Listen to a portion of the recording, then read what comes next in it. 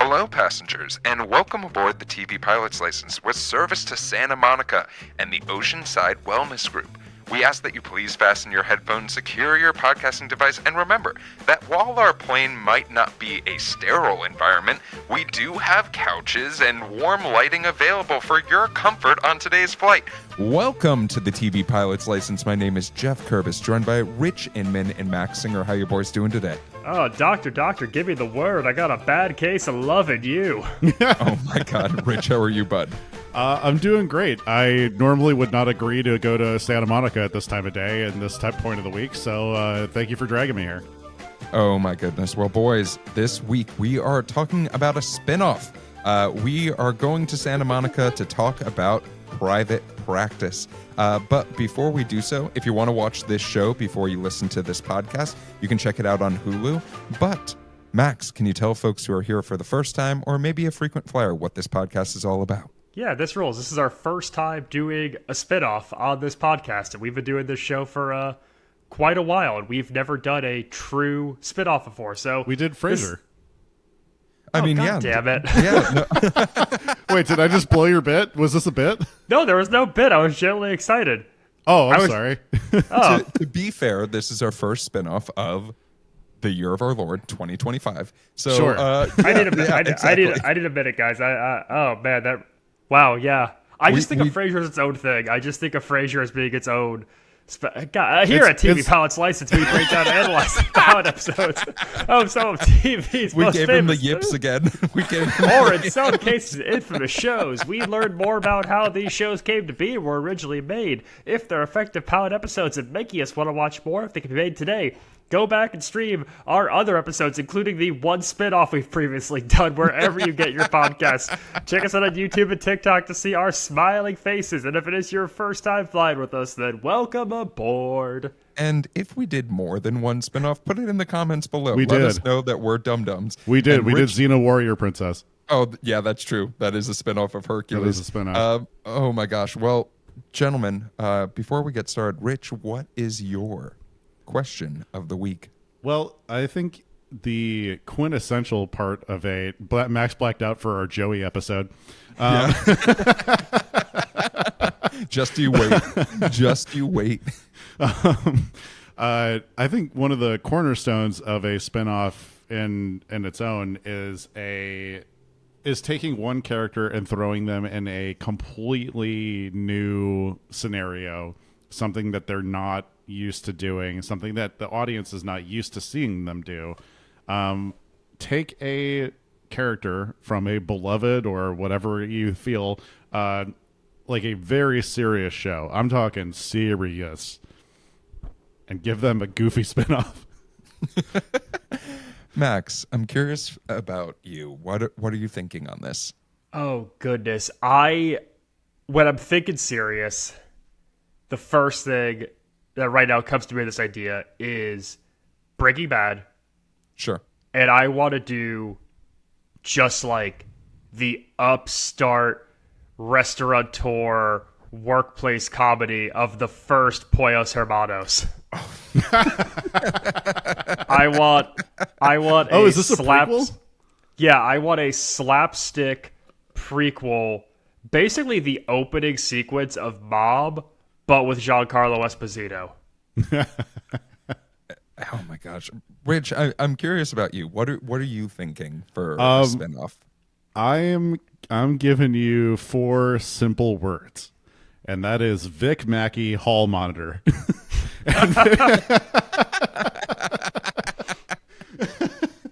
I want to see Michael Chiklis in The Shield as a high school hall monitor. I want to see him cracking skulls and giving them that LA street justice, but to 15-year-olds. Frisking kids for bubblegum and Pokemon cards. All right. Well, Rich, you sent this over, and I had a lot of ideas, right? I was having fun just sitting down, and I was like, well, what's the idea that I'm the most excited about in this instance? And I want to take us back to NBC hit show that we've talked about the director and the creator of the show. This Is Us. But I'm going to be very loose with the term character. Because I'm going to talk about a fundamentally very important part of that show, which is the slow cooker that killed Jack Pearson. And I am going to have a Food Network TV show featuring that slow cooker making different recipes on a week-to-week basis until we finally lead up to the point where it burns down the Pearson house. Jesus Christ. I will take questions, and also I am seeking seating money for this. Oh, Good man. God.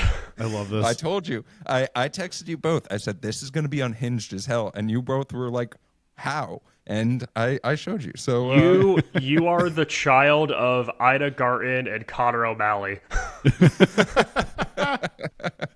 Well, Rich, thank you so much for that question of the week. Let's talk a little bit more about private practice. And we're going to start off with a quick synopsis.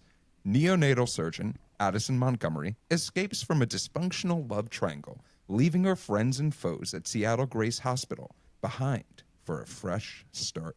I put a little bit of a weird emphasis on behind, and I'm just going to take that note and go forward with it. But talking about weird notes, Max, can you tell us about how this show got made? Today, we are talking about the pilot episode of Private Practice titled In Which We Meet Addison, a Nice Girl from Somewhere Else, which originally aired on September 26, 2007 on ABC. Every episode in the first season does this format. All the titles are this long. It's a thing. We're talking about the show's creator, the Shonda. Fall Out Boy song title version? 2007-esque song titles. We're talking about the show's creator, Shonda Rhimes, a bit more. Shonda Rhimes receives her MFA from USC and works as a research director for documentary films, along with a variety of administrative jobs, before going on to pen the classic films Crossroad of the Princess Diaries 2, Royal Engagement, End of Bio, or So You Thought. Rhimes creates a pilot for ABC about a young female war correspondent, which does not get picked up to series, but her next offering at ABC is a little-known mid-season replacement called Grey's Anatomy. We skip ahead now to Grey's in its third season as rumors begin to swirl over a potential spin-off featuring the character Addison Montgomery, played by Kate Walsh. Walsh was a guest star in Grey's first season before being promoted to main cast for seasons 2 and 3. I know we did the pilot of Grey's. This character's not in that. Are either of you familiar with Addison Montgomery? Like, are you up on anything with Grey's? Is this our first time seeing this character? What are we coming in with? Oh, you know I'm familiar with Montgomery in this, because there were a lot of people who had a lot of thoughts. I would love to point to Karama Dankwa. If you are listening to this, Karama, you probably have the most thoughts. But boy, was this a character that was beloved, or you either loved or hated this character. Which I can see why that might be something interesting to be turned into a new TV Rich, show. any Montgomery background going into today? Literally none. And apologies to Karama, who obviously listens to every episode. I have very, very little. Even from our Grey's episode, I don't have a lot of recall for. Is she in the pilot? No, she is not in the pilot. Okay. So zero, zilch. Well, yeah, and I've never seen this person before in my life. Not Kate Walsh, the actress, but the character of Addison Montgomery. All right, tangent over. Rhimes doesn't confirm the plans, but media reports leak that there was a plan in place to build a backdoor pilot into the upcoming season of Grey's. The third season did in fact feature a 2-hour special split into 2 parts, serving as this de facto backdoor pilot episode for what would become Private Practice. These episodes are numbers 22 and 23 of Grey's third season, titled The Other Side of Life. A week later, the reveal of a series order came on The Ellen DeGeneres Show, when Kate Walsh was her guest, and Ellen called the president of ABC on the air, asking him if the project was being greenlit. Man. While the majority of the cast we see in today's episode is featured in that pilot, one massive change is the role of Dr. Naomi Bennett being recast from Maren Dungy to Audra McDonald. McDonald has 4 Tony Awards at this point in her career. She's now up to 6. No reason was given for the change, but at network upfronts in May, ABC acknowledged the show would need to be fine-tuned before its series premiered that September. There's a reoccurring gag in the season 3 backdoor pilot about a talking elevator that speaks to Addison and gives her advice, with the button at the end being it's an old security guard named Tilly who watches Addison through a camera and talks to her. Tilly is not seen again.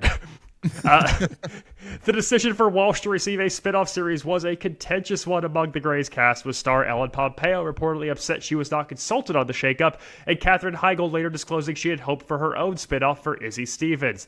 Today's pilot is directed by Mark Tinker, a 4-time Emmy Award winner, but best known in our hearts as the director of the pilot for John from Cincinnati. Yeah, dog. One for Rich.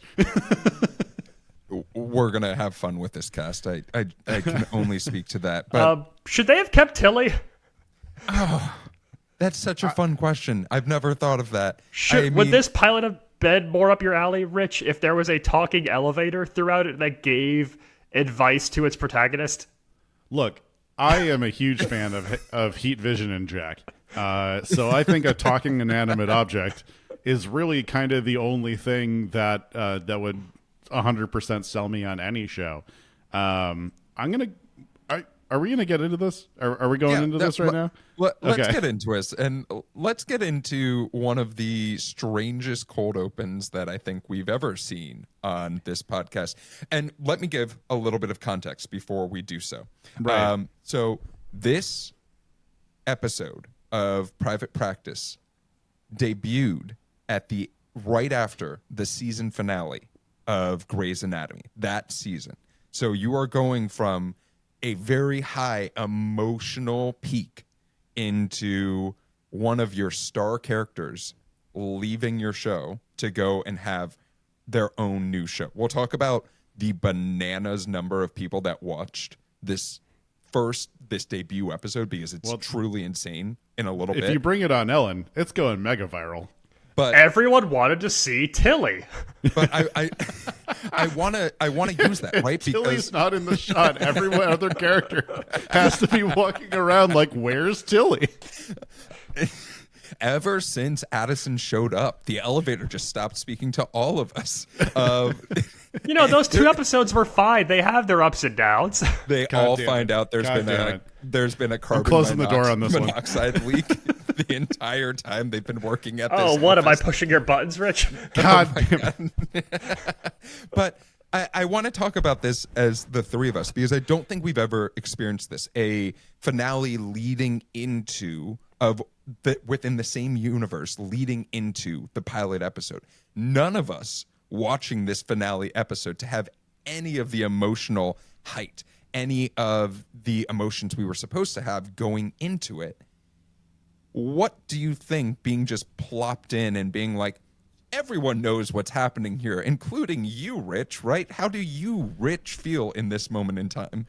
Yeah, this felt like this immediate jump felt very and skillfully emotionally manipulated. If you're like a huge fan of the show, you're like, oh my god, the season's about to end. Wait a minute, we're bringing a bunch of people back, and it starts in a way that felt like I needed to restart the show over and over again, because I'm like, there's no way they just started this show like this.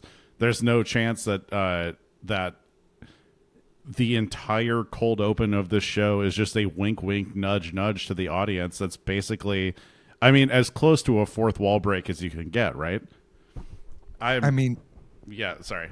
No, go for it. I wanted, Max, I want to hear from you, because both of you have zero familiarity with Addison Montgomery, right? So for me, per usual, to come in with a little bit of extra knowledge on this, I love hearing the two of you sort of experience this for the first time. Max, what were you feeling? Well, I'm caught up on what you said about how this aired, Geoff. The idea of we we end an episode of a show and it immediately feeds into a brand new show because a few years later that's used to the same effect in the pilot episode of Vanderpump Rules on Bravo, where we go from the spiritual successor to Private Practice. Of course. When I think of Private Practice, I think of Vanderpump Rules very much. We end an episode of Real Housewives of Beverly Hills. A character walks through a door and suddenly we're in a brand new show called Vanderpump Rules. But I digress. That's another episode that we're gonna do. That's kind of genius. Oh, for our fourth spinoff, Max. I do love the notion of why is there a letter of resignation on my desk being the opening line of a spinoff series. It's kind of like a reverse turn in your badge and your gun scenario. Yeah. Because it's a high stakes line. It's a why is today different. It hits you with all of that right off the bat. And this cold open of sorts does a few great things that I think. One, it uses the exact same font as Dawson's Creek for its title card, which is delightful. Yep.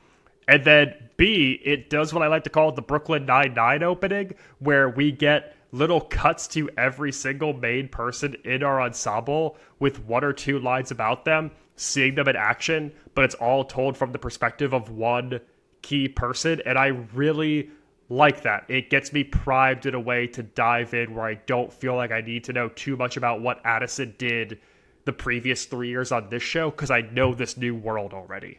Well, Max, I was going to bring that up because a medical show is the last one that I expect to have a getting a crew together sort of montage. And this is what that acted as, this first scene of, here are all these characters that maybe if you didn't see the backdoor pilot that Grey's Anatomy threw in, that you're going to get to know. And also, remember, if you did, the Naomi character was played by an entirely separate actress. We got Audra McDonald now. So, like, all is well and all is fair. Rich, for you, does a getting the crew together sort of esque montage make up for the fact that I would say this is a pretty befuddling cold open? I am positive that if you are a fan of Grey's Anatomy and you know who all these characters are already, that this is a easy one to get through. Everyone seems to gets introduced in this cold open like they're a Power Ranger, and I think it is hands down one of the worst written cold opens that we've done so far. Whoa.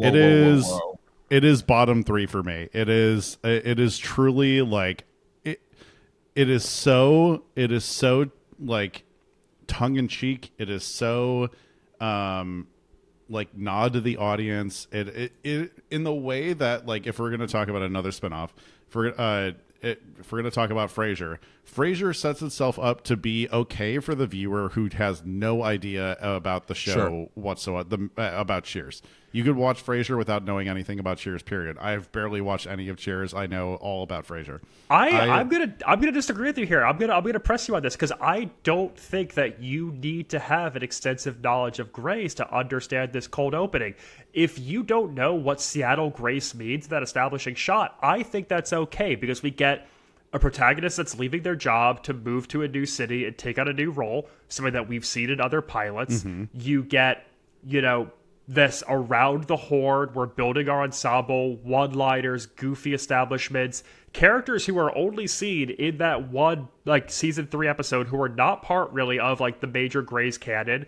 That all works for me. And then we end it with this real character's call to action of, you'll be back in less than a month begging for your job. And we get this, like, thing that sends Montgomery out into the world, and then we see her in her element. She's new. She's a free woman. She's in a new city for the first time. And what does she do? She dances it out to a 2007 indie pop classic and Scissor Sisters, I Don't Feel Like Dancing. And for me, all of that works not knowing Grace.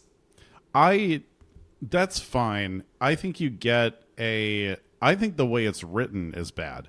I'm glad that they gave it is so like it is just slap you in the face exposition to start this off. It is like, who talks about it? It's an extremely unnatural way to talk about people. Like, Violet is grounded and strong. Cooper's a pediatrician with some fucked up with some fucked up interests.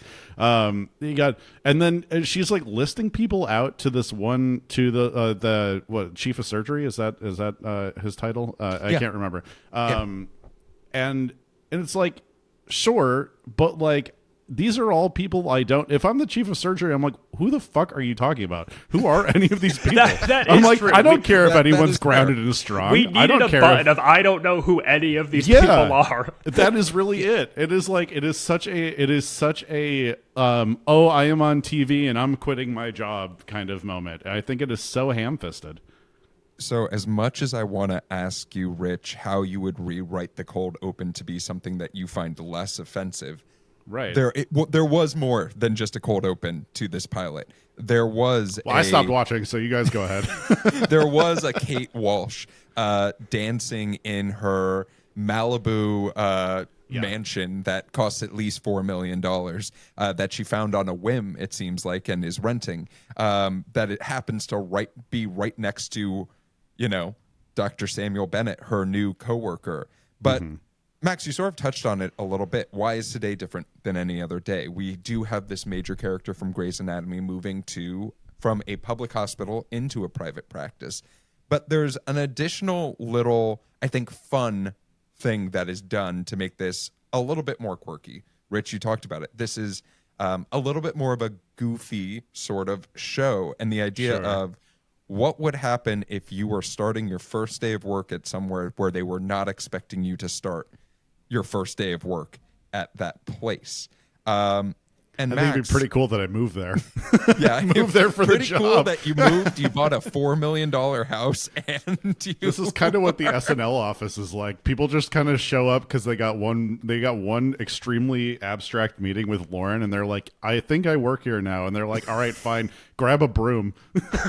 Oh my God, Max. I mean, as we enter the office and we start to get more into the scene, more into where we'll be living for most of this show, do you find that it is adding this little twist of like no one knew she was coming into work today as to be something that was fun, or maybe like, I didn't really need it, it's already enough of why is today different? I think it's fun in the sense of it does kind of establish that this universe has already existed. Like there's an entire set of like given circumstances and background to Oceanside or Ocean View that like already is there, and we're bringing in this character who an audience may know and love, but she is new person here. She does not exist to this world. They do a lot of little layerings like this. We establish things like in that little bit of season 3 of Grey's that there was a fling and a kiss with someone who works in this practice. We established that there is a divorce between two people in our main ensemble, and we pepper in these little details that let you know it's not just about the medicine. There's a lot of like human stories that we're trying to layer in here, and how all of that's going to work in a small confined space. So, being that this is also a Shonda Rhimes TV show, I think that there's a interesting position that this puts us in, right? Because if you are a fan of Grey's Anatomy, you're expecting a certain level of show, or maybe you've gotten comfortable with a certain type of show. Do we want to compare and contrast this versus the Grey's pilot? Because I know that was a long time ago, but it is an interesting experiment to put your audience through of trying to make such a different type of show. And I think that's a nice way of us, rather than going point by point of the plot, to sort of examine this pilot. I think people watch medical and like legal procedurals because of it's competency porn, basically. You don't want to see someone fuck up a surgery. That's bad TV. But if you see people like providing grace under pressure, and whether or not you're in the medical field or not, it's nice watching people who can give a demonstration of what the human brain is capable of being able to like rapid fire solve a problem together. And it's you're watching people who are extremely good at their jobs And if you're not a medical professional, you're watching this because it's a high pressure environment, and these people are super talented. They're super smart. They're super if you watch a Sherlock Holmes vehicle because you want to see how the crime gets solved. You want to see how he has the most, or she, Lucy Liu. You want to see how it's being solved in a clever way. You want to see planned cleverness, I guess. I think there's similarities and differences. I think Private Practice, at least in its first half, is a funnier pilot. I think that it is a little more loosely structured. I think that it is a little bit more high energy, and I think that's what Addison Montgomery brings to the table versus following the perspective of Meredith Grey. Mm-hmm. Both of them also kind of have a similar opening in that it's this is a strong, intelligent, good at their job individual who also can be sex positive and comfortable in their body, and both of those do that to really establish something about their characters. I think Grey's is a little bit tighter in its sense of it's very clear it's everyone's first day with this group of students or a group of residents. We have a very restrictive timeline, so we know that we're dealing with one shift. And I think that maybe some of the wants of people are a little bit stronger. But I think Private Practice does get some of those wants in an effective way with Dell, played by Chris Lowell from Glow and things like that, saying yeah, I'm a young guy who's trained to be a midwife, but I am good at my job and I am competent even if I'm not what you expect. And Addison has to learn what a big teaching hospital versus a small kind of co-op-y new age private practice facility, what those rules are. So we are getting some things, but I think it's definitely looser than Grey's. And I think that, we've gotten so used to medical shows being based in hospitals, right? Where there's constantly surgeries, there's constantly these very large medical mysteries that we're dealing with. For probably from a writing perspective and being used to writing about these gigantic surgeries that are happening, these oh my God, Seattle Grace is the magnet for just gigantic tragedies happening to a hospital. Right. Jesus Christ. As we talked about on the Grey's Anatomy episode that I highly recommend folks go back and listen to.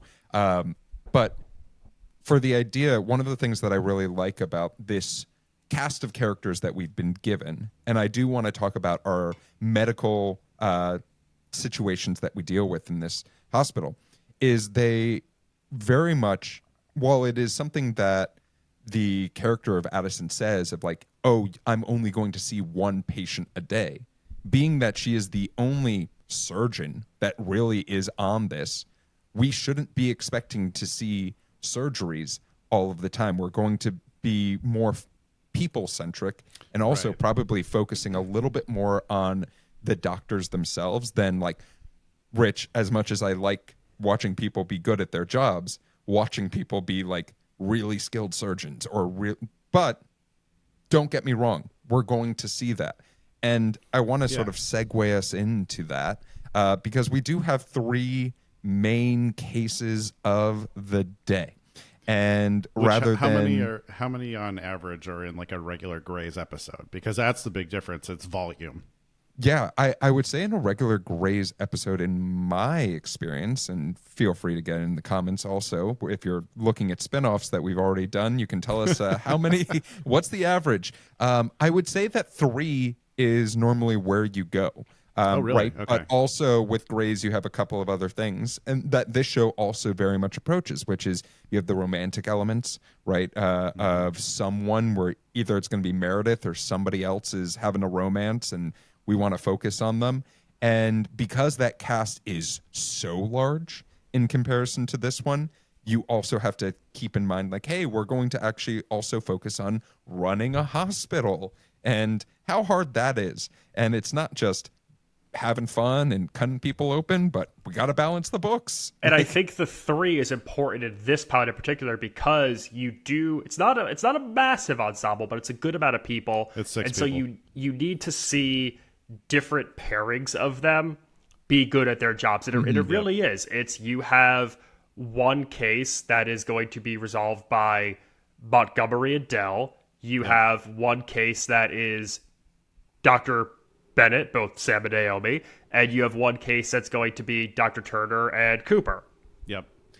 So and you also like, I mean, another huge part of any like medical drama is the influence from administration. We saw it in the House pilot. We saw it in Grey's Anatomy. We saw it in The Pit for sure. It's such a. I mean, it's Scrubs. Dr. Kelso is like a main foil of the show, talking about like, and I'm wondering now if there's any particular medical drama that's not worried about how trying to solve all these cases while also worrying about the budget of the hospital. Because wait till we do Royal Pains concierge doctors, baby. You are the administration. Some of these hospitals that have been around for like 100 plus years, like how are they still worried about whether or not they're keeping the lights on? Rich wants a bottle episode that's just the accountants and billing department. God, give it to me. That. Oh my God, we get that in The Bear. So well, let's talk a little bit about the 3 main medical mysteries that we had, or the medical situations that we were dealing with, and let's sort of treat it like a round robin, right? Rich, pick one of these, and I'd love to hear what you liked about it and maybe what you didn't like about it. Oh, you're telling me I get to choose, and you think I'm not going to pick dead guy sperm? That's the clip. That's the clip. Put it. You in think the I'm trailer. not picking dead guy sperm? You are wrong, my friend. Obviously, one of our first cases here. A patient dies while giving a sperm donation with his, I believe, girlfriend, because he is married to someone else. And I have because this cold open peeved me so. I wrote a list of cliche crimes for this pilot, and it is more than 5. So one of them is the patient having a heart complication from sex. We see it all the fucking time in media. It's very, oh my God, what are the 2 craziest things that you could possibly talk about? Death and sex. This guy jerks off so hard that he keels over and dies. In a medical facility. They cannot, he dies immediately. I mean, he died doing what he loved. This guy maybe had 3 lines before he croaked.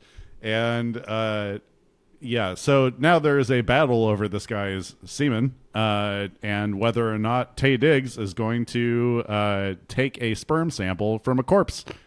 Never heard of that one before, but boy, was I enthralled.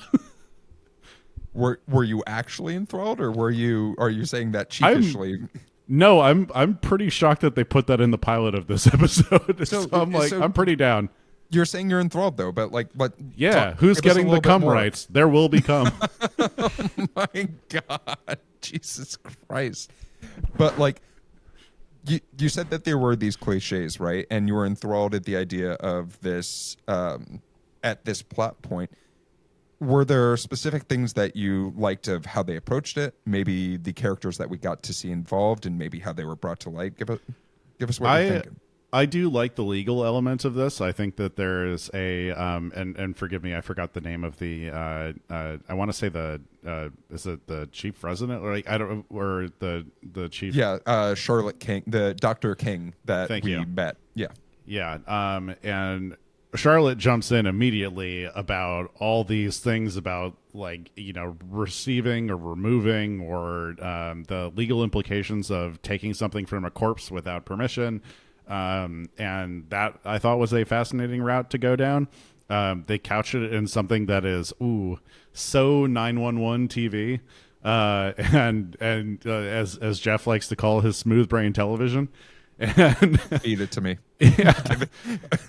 and you do get a payoff between these two women who are trying to equally claim this sperm, one as a preventative measure so this new girlfriend does not have access to it and thereby would potentially own the rights of the next of kin for this guy who has died. But yeah, I mean, you get a nice intersection of money conflict, of spousal infidelity conflict. Sure. It's nice. It's a good plot element. Max, pick a medical. I mean, we can't all talk about the dead guy's jizz, unfortunately. So I'm gonna do. Why not? I'm gonna do It's a complete dead man's 180. penis. Who could ask for more? Rich got to do obviously the most lighthearted one. I'm going to go a little bit heavier, and I'm going to talk about the case involving Jenny, a patient of Dr. Turner's who seems to have some sort of psychotic break in a department store, and the determination to figure out what has caused her behavior before she is taken away by police. And I think that what this does is it is very much about grief. It shows that Dr. Turner and Dr. Friedman are these sort of like psychiatry detectives, and they can like pinpoint something that others can't see to help get to a root problem for this woman. And also, I guess kudos to Shonda Rhimes for kind of addressing head on the idea of not using police intervention for someone having a mental break and how we can use truly alternative ways to treat and help these people. That does kind of feel novel for 2007. I cried at this plot line. It was it was beautiful. The whole slow point by point breakdown of the death of a child and case of cancer that Cooper gets into, the way that he presents it and how calm and empathetic he presents it to her. The bedside manner that he gives, I thought was really wonderful, and it struck a chord with me. Where I think that this pilot throws you back and forth a lot, because you get dead guy sperm and this sequence pretty close together. But Dead guy sperm is no laughing matter, Max. I want you to. Jesus Christ. But I think that it establishes some real deep emotion in this from people who are not your main protagonist in a way that I did find lovely as this plotline progressed. And I do want to say, I think that for a show like this, right, where we already know one of these characters so much, the pilot episode is not about learning more about Addison Montgomery and why we're tuning in for her every week. It is very much established, so we meet all of these other new characters that live in this same universe. And I completely agree with you, Max. Like, this was so well done of establishing why these two people are amazing at their jobs, and like why you probably want to tune in and watch them. Jeff, I mean, there's only one left, so we know which one you're talking about No, next. But it is the most paint by numbers plot in this episode. Yeah, and as I sort of talked about, right? I think the beauty of this show is where Grey's Anatomy, we're in a surgery room all the time, right? It is you are in 20, 30, 40% of an episode. We get one case that might be in this room, and they give us what I am calling Chekhov's non-sanitized room, right? Because immediately as Addison is touring, she's like, well, we could never do a C-section in here, right? Like, we could never do one. And boy, do we get what a fun time. We get an angry dad who has a pregnant teen, and boy, are there surgery complications, or even birthing complications. And while I really think about this pilot as, hey, the purpose of it was to introduce the other 5 characters in this pilot. It's a great time to be able to use a character that we all know and love and introduce 2 of the other characters of this show who we'll be coming back to all the time in Dell and Pete Wilder, Dr. Wilder, who's this Eastern medicine focused guy, and also the love interest that is being forced upon us on this show. I think that Jeff's got feelings about that one. I could see it. I could hear it in his tone. It's more so the idea of like, hey, we have this. It's one of the reasons that Addison potentially moved, even though she said she didn't move because of it, right? Like that. Whatever. Can you paint a small picture of the room that they're trying to do these deliveries in? Oh, because it is like a Quebec bed and breakfast. It's like, how the hell are you supposed to get amniotic fluid out of yarn? So to paint it for folks, because this is my plot line, imagine going back to the coloring of 1990 Hallmark movies, and then all of the furniture that is in a Minnesota home in the movie Fargo. And then that is the room that the C-section was done in. Jesus Christ. Did I look at that and I just felt, and I know, and I understand. I really appreciate the idea of folks doing like home births and stuff like that. Your pregnancy plan and your birthing plan is your plan. But I was watching this with my partner, and she literally was looking at the screen and being like, this is why we're giving birth in a hospital, because get that the baby quilt me out. And she was like, and I want to be able to have someone give me blood if I need a C-section. And I was like, I completely agree with you, and I will be there as well. But I think that this did its job, right? We have 3 different plot lines that all did their jobs to be able to connect us to characters that maybe we knew before and know a little bit better, or that we didn't know. But, we've gotten so used to pilots, and there's one big thing that happens in this one, and we get a big old speech about why our character is going to be continuing on this journey and why you should watch more. And Max, I want to hear from you. Did the speech hit? Are you on Addison's side, and are you going to dance naked in your Malibu mansion? Yeah. She started giving the big speech. We're going to call it, trademark the big speech, where she says, the day kind of sucked, but I had one patient and I'm not going anywhere. And then she says, I thought I had a big finish, but I don't. And I was so excited. I'm like, oh, they're making fun of the trope of the big speech. Yep. I was so excited. And then she continued the big speech, and I was so let down. I know. And listen, it's a great speech, Kate Walsh. You nailed the big speech. You got your point across. We got this character's mission statement out there, and it propels us into episode 2. If we had just turned it on its head and let this character grandstand only to realize that she didn't know where she was going with it, and then we just continued on to her dancing in her bedroom again, this time with her blinds closed, and we bookended it that way, I would have been okay with it. Yeah. Can I do the cliche crimes rap sheet? Just before, one thing, she said, welcome to the new Oceanside. And I just said, bitch, at the end of it. Like, I just said, welcome to the new Oceanside, bitch. And I was like, I wish they had the balls to do that. I know this is ABC and not the Fox network, but I would have been like, greatest pilot I've ever watched in my entire life. It's all the same people now. Yeah, exactly. Rich, go for it. Unleash Welcome the beast. to Des Moines, bitch. Okay. All right. Number 1, cliche crime, the getting caught dancing in the window naked moment. That is, it's been in every movie trailer that's ever existed. If there's a female protagonist, there is a moment where they're accidentally the naked neighbor. The let me see if I understand this moment.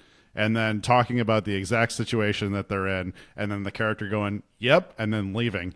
The patient having heart complication from sex. It's Cooper talking about sex and unwanted places to female coworkers. Oh, okay. My name is Sam. I'm chief of staff here. You know it. So, which is just every single bit of exposition here is just a slapping you in the face with it. The phrase saying kicking ass and taking names written into a script. just two gal pals eating a whole cheesecake together. A whole cheesecake. I have questions about that cheesecake. You got to call out for work. You got to call out of work for 3 days if you're going to eat a whole cheesecake with someone. Was it 3 different flavors of cheesecake, or was it just a very well sliced cheesecake? Because I know they like sell those at like Kroger and Ralph's, where it's just like, oh, you have the strawberry layer and stuff like that. Sure, That sounds you got actually chocolate appealing turtle to me. or whatever. A whole plain cheesecake is absurd. You don't even have a side of fruit with that. Maybe a little dollop of cream. That's the same bite for 7 pounds of cheesecake. So heavy. So heavy. And then final cliche crime is obviously putting her foot in her mouth in the room when everyone is already on her side and then leaving, which is that big speech moment. But yeah, that's a lot of cliche crimes for one episode. Oh, Rich, I found one more piece of evidence in the locker, and that's when a character says to Montgomery, "We do things differently here." Yep. Oh. Yep. Oh, it's a different show. This isn't your Seattle Grace Hospital anymore. Well, I want to talk about things that we love, things that we want to give a little bit more shine on this episode. And I'll kick us off. This is a stacked cast. This is a cast where I literally go, holy shit. Like if you have not watched this pilot, just look up Private Practice cast on Google or whatever you use, IMDb. All things are great. Because it's just one of those things where I'm just like, oh yeah, there's Taye Diggs. That's cool. And like literally Audra McDonald's on screen. And I'm just like, holy shit, there's Audra McDonald. Like our queen and savior, multi-Tony winner. Literally just, and they all do great. Like there's not a performance on this of our main characters that I'm like, could have been better. I'm like, oh no, everyone came, ate, and left. And like that's all they did. So for me, that is truly so damn impressive. And like from a pilot episode, we've done a shitload of pilots on this podcast. And there are very few where I'm just like, yeah, everyone did a great job today. And everyone did a really good job. A shitload is 147. Yeah. Rich, what about you? Okay, for all the talk about how mediocre the exposition is dropped on here, when the action gets good, it's good. It's good. Like, that is going to be the one thing you can really trust from a Grey's Anatomy cast and production team. It is good action moments. It's good doctor competency. And I like that, and they do a great job of doing the same thing with Cooper and Violet away from the practice. It is a good job. Max, what about you?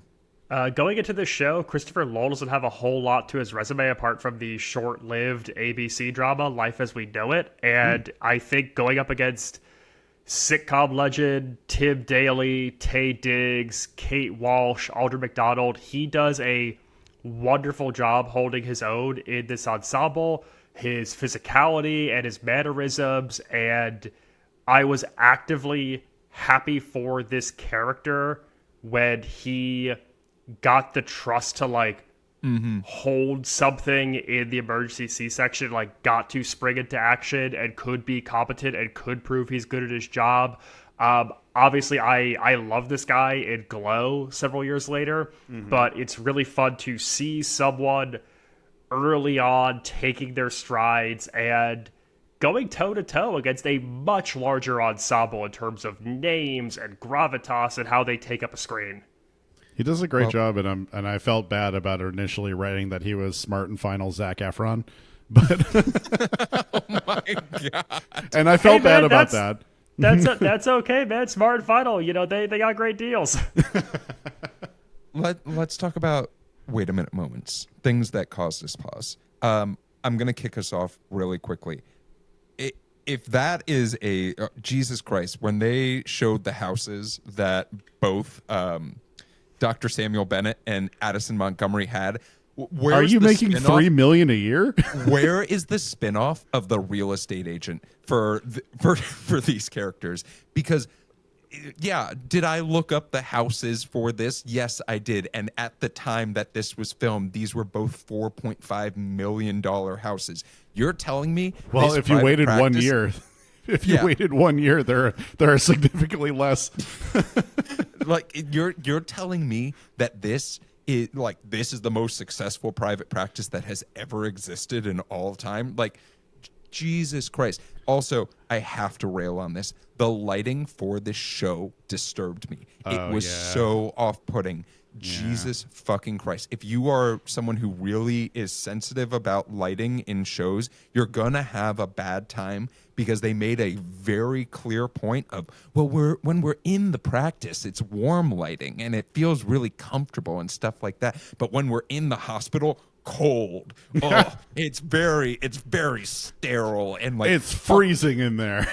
Fuck you. You are in an Arctic tundra, you dumb bitch. And it's like, what are you doing? Who lit this? That's how Jeff heckles polar bears at the zoo. But enough about me ranting about lighting and how good lighting is important for TV shows. Max, what was a wait a minute moment for you? I have seen Audra McDonald do cartwheels while pregnant on stage. I watched her at the Tony Awards this year belt Rose's Turn from Gypsy and Bring the House Down. And we have this woman in all of her talents crying, eating cake on the floor, and extracting sperm from a dead man's testicles. Are you kidding me? That's what you do with Audra That's the McDonald? magic of Shonda, baby. You replace someone with a four now 6-time Tony winner, one of the greatest performers of her generation, and you really give her nothing dynamic to do. True. Nary a tune. She doesn't even hum anything. She doesn't even whistle while she works. She does nothing that indicates the talent that she has. It is a waste of Audra McDonald in this pilot. Well done. Wow. For more, you can listen to our friends Connor and Dylan on the Drama Pod. Rich. Max, what do you do when you get a Lamborghini? You keep that shit in the garage, and Shonda knows that. I have been excessively negative this entire episode, so I'm going to punt on this one. All right. Well, we have one more question, gentlemen. An in-flight question. The in-flight question this week came from Instagram, and it asked, did Addison deserve to have her own spinoff? And well, I love this question, and because neither of you knew who Addison Montgomery was before this pilot, I'm going to spin this off into a different question, which is, what is the most undeserving spinoff that you can think of in television history? Oh, shit. Okay, hold on. I'm looking up spinoffs again. I mean, it's got to be Joey. I mean, it's got to be Joey. I mean, to take... That's $1 million an episode character. Yeah, but it's. I think for me, the thing with Joey is that it somehow inadvertently turns into PG Entourage, because it's like him being the working actor amongst a lot of people who have career paths is like a silly, fun detail, because like in Friends, it's really only little bits we see them at their job. I think anytime you go all in on the Hollywood angle of things, that's just so hard to sustain. All right. It's the Great American Bake Off. Let me explain. We don't need more. We just need the Great British Bake Off. Like, I appreciate that, you know, some of our greatest TV shows in the U.S. have come from across the pond. That said, this is not one of them. It is a rude knockoff. It is the... I don't know the comparison to Zac Efron that you use. That does not fit in my sphere of knowledge, but I will just say it is just a rude knockoff of that show that we never needed. Do I still watch it? Yes. Am I ashamed at that fact? Also, yes.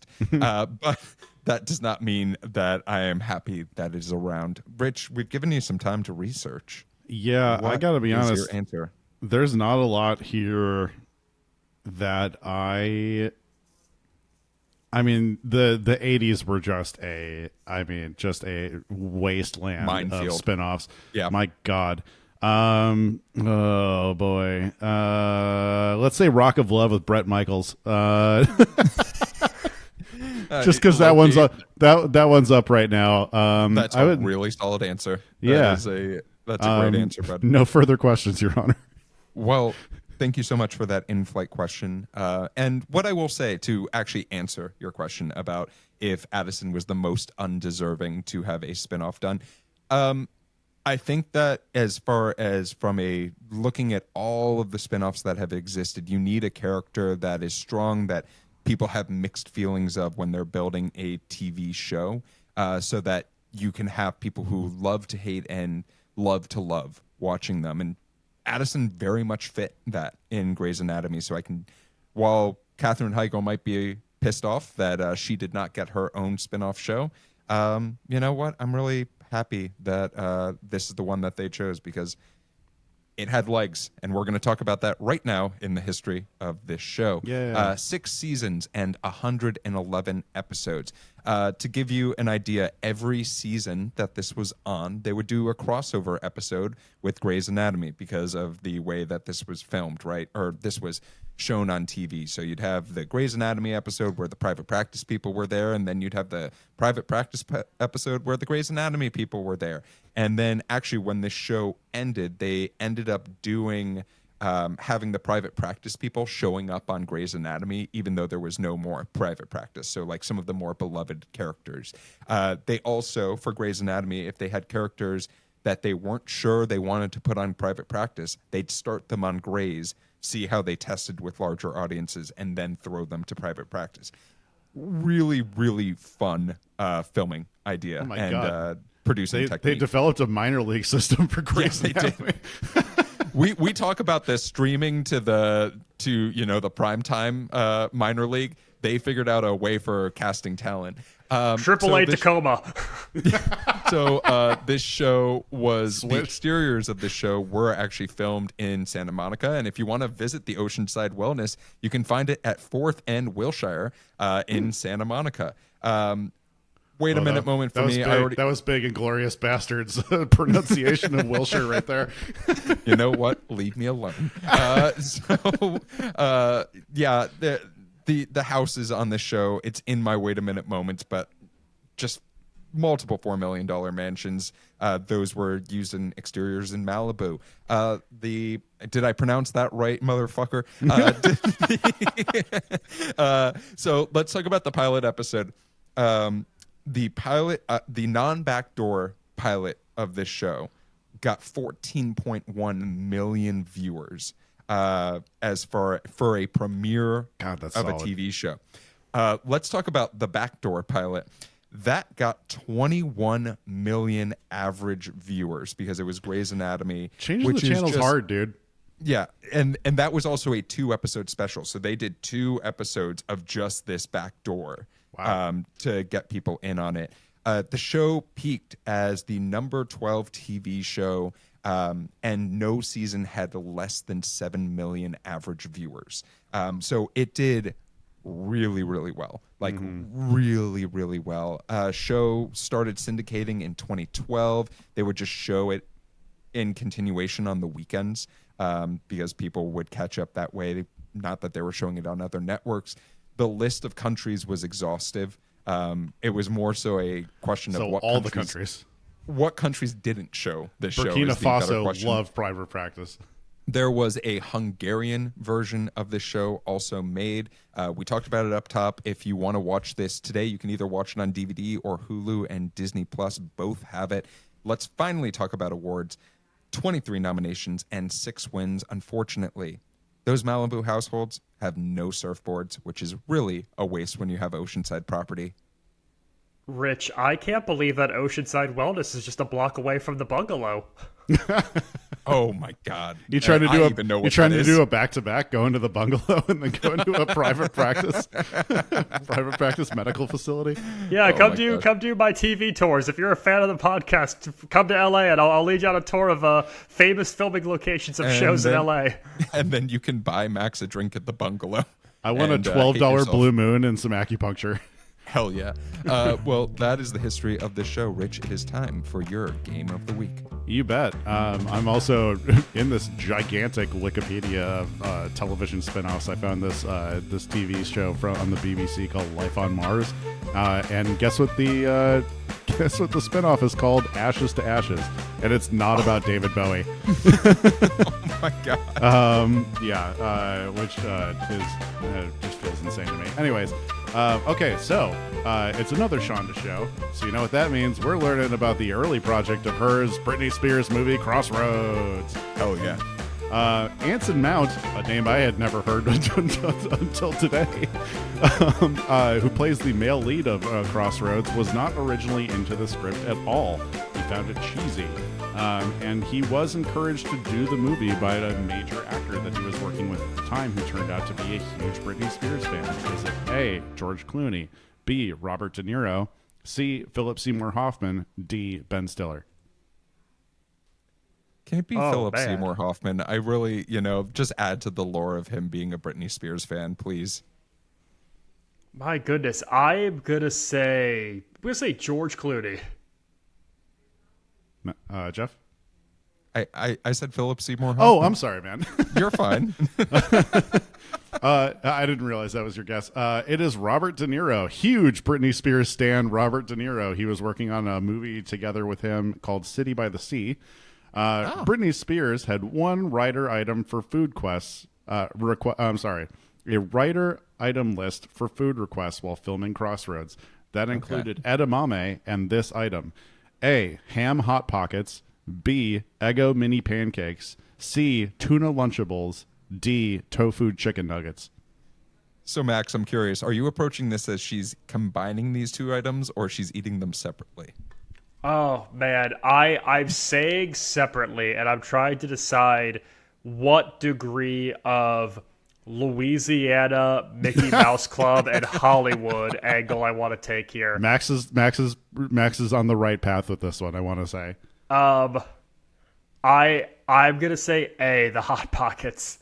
I was gonna say the Hot Pockets as well. That's the one that makes the most sense to my Florida brain. It is a menu item I have never heard before. Tuna Lunchables. I do not understand. Jesus Christ. When Oscar Mayer made a tuna Lunchable, it sounds like something someone made for her once, told her it was a tuna Lunchable, and then she kept saying that she wanted it all the time, but it's not a real item. Of the Atkins diet at this point. How dare we think that there were carbs that weren't green going into Britney Spears' body? How dare us, Max? But yeah, thanks for meeting me at the Crossroads. Well, gentlemen, I have two questions for you. The first is, we watched a pilot, and I'd like to know if you're interested in watching episode 2. Yeah, for 3 years, Jeff. And the second question is, as far as we've gotten rid of that question of would you reboot this show, right? But I want to ask the two of you, and I'm sorry I got lost in my own thoughts for that second. Do you think that the spin-off culture that we sort of have seen as a revolving door, right? It comes in, it leaves a little bit. We come with original ideas, we leave for a little bit. Do you think that there's a place for that currently? Or maybe are we too drowned in gigantic IP to have room for spin-offs of new IP? I'll kick it off? Yeah. Okay, so first of all, I don't think I'm giving this show another shot. That's simply for my own personal taste of not being a mega fan of medical procedurals. Bad exposition aside, I can put that aside to view the rest of the show. That's just one particular element of the pilot that I didn't like. The rest of it, I think they did a good job of picking cases. Anywho, when it comes to spin-offs, I think we're just going to keep getting them. Number one, because like you said, Jeff, it's almost inescapable to the IP recycling at this point. The difference is the reason why Frasier is so good is that Frasier was not a particularly consequential character on Cheers. It is a character that came into the bar a lot. He was a psychiatrist, He or a therapist, I can't remember exactly which one. But it made sense for him to not be with the rest of the cast at any point. Like, he was married to one of the bigger characters. He was not a crucial part of the show. He was not like, you know, he's not top 5 on the call sheet or anything like that. I think some of the issues that we get with spinoffs right now is that we're using major characters. I could see a lot of shows right now, especially now that like Stranger Things is wrapping up, right? That my brain is going to that. Yeah. The cast is still really young. I could see them getting a spinoff or something like that very, very quickly. It's not something I particularly would be interested in. I stopped watching Stranger Things after season 2, but it's going to keep happening. It is the cycle of, like, you know, proven IP leading to, I don't know, minor profits or something like that. I'm trying not to get too doomer about the TV pipeline, even though, like, I just watched NBC cancel all the sitcoms that they were planning on doing that didn't require Tina Fey to be creating them, or existing IP in another place. So, you know, that was long-winded, but I think it's inescapable. We're going to keep getting spinoffs. Max, what about you? I'm going to say yes to more of Private Practice. This show, though, this pilot, it feels disjointed to me. It does feel like two different pilots. You have this very loosey-goosey front half with a very, very serious back half. Mm-hmm. I think that in time, though, you can learn to merge that because you have to get all the character and exposition out of the way. And I agree, Rich, some of that up top is a little heavy-handed, but it's over, it's done, and now you don't need to have it be so distinct. Exactly. I think there's enough positive takeaway that I'd want to keep watching more. I saw a commercial that described a show coming out as the newest entry in the Terminal List universe. And what does that mean? I don't know what that means. I don't know. That's how far we've gone with the spin-off culture in the streaming era. There are dozens, Paramount Plus, you are the number one culprit of this. There are so many things with Taylor Sheridan and the Yellowstone universe and all of these Dutton spinoffs. They're doing all of these prequels at different ages. They're doing sequels that take place 100 years in the future. Not yet, but probably give it time. We're seeing NCIS spinoffs that are just streaming exclusive, and NCIS also has other spinoffs that are just on CBS. And that's a spinoff of JAG.